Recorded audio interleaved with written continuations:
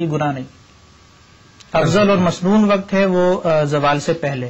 تو انتظار کرنے میں اگر بالفر وہ غروب آفتاب بھی ہو گیا ایسا تو نہیں ہوتا ہوگا؟ اصل میں ممکن تو ہے کہ اتنی تاخیر ہو جائے، لیکن بالفرض اگر یعنی رات کا وقت بھی آ گیا تو جو پہلے دن کی رمی کا وقت ہے یہ اگلے دن کے طلوع فجر تک ہے. تو رات میں رمی کرنا مکروہ ہے. یعنی جو 3 اوقات یعنی اس کے بنتے ہیں پہلے دن کے کہ 10 ذو الحجہ کو جو رمی کی جائے گی وہ طلوع آفتاب سے لے کر ظہر کا وقت شروع ہونے سے پہلے تک مسنون ہو گیا. یہ جو وقت ہے یہ ہے سنت مسنون ہے یہ. اور ظہر کا وقت شروع ہونے سے لے کر غروب آفتاب تک یہ ہے مباح جائز کہ اس میں کر لیا تو کسی قسم کی کوئی کراہت نہیں ہے، کوئی گناہ نہیں. اور غروب آفتاب سے لے کر طلوع فجر تک یہ وقت مکروہ ہے، لیکن یہ مکروہ وہ نہیں ہے کہ مکروہ تحریمی ہو کہ گناہ ہو اس میں.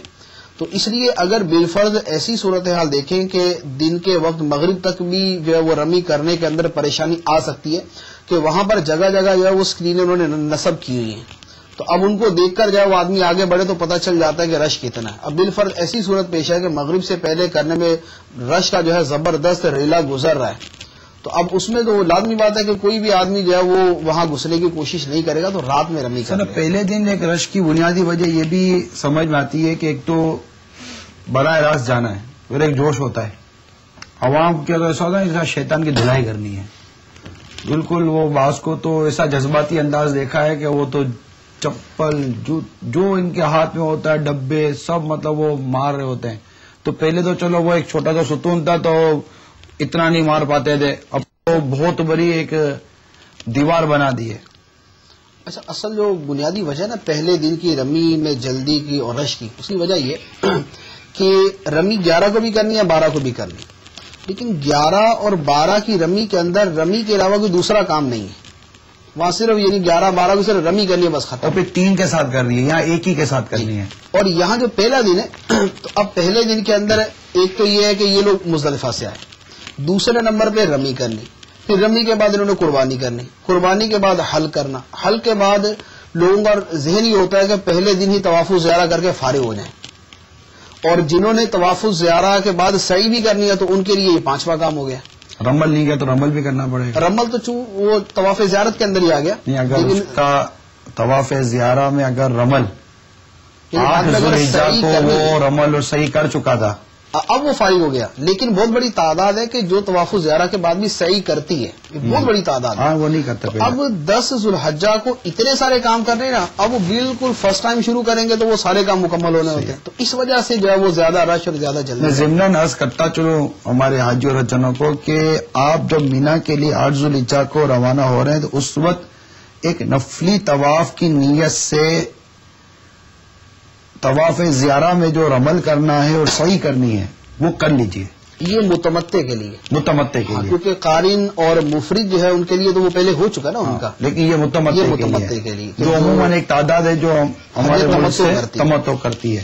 کیونکہ طواف زیارہ جب ہم کرنے پہنچیں گے تو اس وقت وہی جیسے ہمارے حضرت ارشاد فرمایا کہ ایک بہت بڑی تعداد وہ اپنے معمولات سے جلدی فارغ ہونے کے لیے طواف زیارہ کے مکۃ المکرمہ، اور بس وہ زیادہ تر جو نا وہ جلدی فارغ ہو احرام سے جو نا وہ فارغ ہونا اصل میں زیادہ ذرا ہوتا ہے. لیکن احرام سے فارغ تو یہ آپ نے جو ترتیب کی بات کی کہ ابھی جمرۃ العقبہ کو پہلے کنکر مارنے، اس کے بعد آپ نے فرمایا کہ قربانی کرنی ہے، قربانی کرنے کے بعد پھر حلق کرنا ہے. یہ جو ترتیب آپ نے بتائی یہ اسی ترتیب سے ہی اسلامی بھائیوں اور اسلامی بہنوں کو حاجی اور حجانوں کو اپنے معاملات کرنے چاہیے. یہ تو ترتیب یہی والی ہے کہ سب سے پہلے جب وہ کینکریاں مارنی ہے، اس کے بعد قربانی ہے، اور اس کے بعد حلق یا تقصیر، اور اس کے بعد طواف الزیارہ. اس کے بعد آ کر کپڑے تبدیل کر لیں اور پھر طواف زیارہ کے لیے جائیں. تو میں اس وقت رفیق الحرمین سے جو ہمارے شیخ طریقت امیر سنت نے جو کچھ لکھا ہے میں وہ آپ کو پڑھ کر سناتا ہوں. اب بطور خاص یعنی چند وہ چیزیں کہ جو یہاں کے رش کی وجہ سے جو مسائل پیدا ہوتے ہیں، اور کئی سال اس طرح کے واقعات ہو چکے کہ رش کے ریلی کی وجہ سے حاجی کچلے جاتے ہیں، تو بطور خاص جو اس کی احتیاطیں ہیں وہ امیر اہل سنت نے بہت عمدہ انداز میں بیان فرمائی ہیں. تو یہ بطور خاص جو ہے وہ حاجیوں کو معلوم ہونا بہت مفید ہے. چنانچہ آپ تحریر فرماتے رفیق الحرمین میں، مزدلفہ شریف سے مینا شریف پہنچ کر سیدھے جمرۃ العقبہ یعنی برے شیطان کی طرف تشریف لائیں. آج صرف اسی ایک کو کنکریاں مارنی ہیں. پہلے کعبہ کی سمت معلوم کر لیں کہ کعبہ کس طرف ہے. پھر جمرہ سے کم از کم 5 ہاتھ یعنی تقریباً 2.5 گز دور، زیادہ کی کوئی قید نہیں، اس طرح کھڑے ہوں کہ مینا آپ کے سیدھے ہاتھ پر اور کعبہ شریف الٹے ہاتھ کی طرف رہے اور منہ جمرہ کی طرف ہو. 7 کنکریاں اپنے الٹے ہاتھ میں رکھ لیں، بلکہ 2-3 زائد لے لیں. اب سیدھے ہاتھ کی شہادت کی انگلی اور انگوٹھے کی چٹکی میں لے کر اور سیدھا ہاتھ اچھی طرح اٹھا کر کہ بغل کی رنگت ظاہر ہو، جیسے یہ کنکری آپ نے اٹھائی اور یوں پیچھے لے گئے کہ بغل کی، کیونکہ آپ اس وقت احرام کی حالت میں ہوں گے تو بغل کی رنگت ظاہر ہو. ہر بار بسم اللہ اللہ اکبر کہتے ہوئے ایک ایک کر کے 7 کنکریاں اس طرح ماریں کہ تمام کنکریاں جمرہ تک پہنچیں، ورنہ کم از کم 3 ہاتھ کے فاصلے تک گریں. پہلی کنکری مارتے ہی لبیک کہنا موقوف کر دیں کہ اب لبیک کہنا سنت نہ رہا. 7 پوری ہو جائیں تو وہاں نہ رکیے، وہاں نہیں رکنا، نہ سیدھے جائیں، نہ دائیں جائیں، نہ بائیں، بلکہ فوراً ذکر و دعا کرتے ہوئے پلٹ آئیے. آئیے ہمارے شیخ طریقت امیر اہل سنت نے اس کا انداز ہمیں اپنی وی سی ڈی میں عطا کیا ہے، اس کی ایک جھلک دیکھ لیتے ہیں. کنکری مارنے کا طریقہ یہ ہے کہ جمرے سے 5 ہاتھ کم از کم دور ہے، زیادہ کی کوئی قید نہیں، اور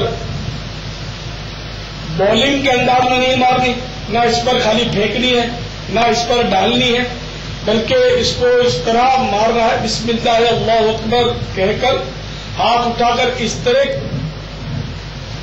کنکری مارے کہ جمرے کو لگے یا اس سے کم از کم 3 ہاتھ کے فاصلے میں گرے. اور کنکری پکڑنے کا طریقہ ملاحظہ فرما لیجیے. سیدھے ہاتھ کی شہادت کی انگلی اور انگوٹھے کی چٹکی میں کنکری رہے اور بقیہ کنکریاں الٹے ہاتھ میں رہے.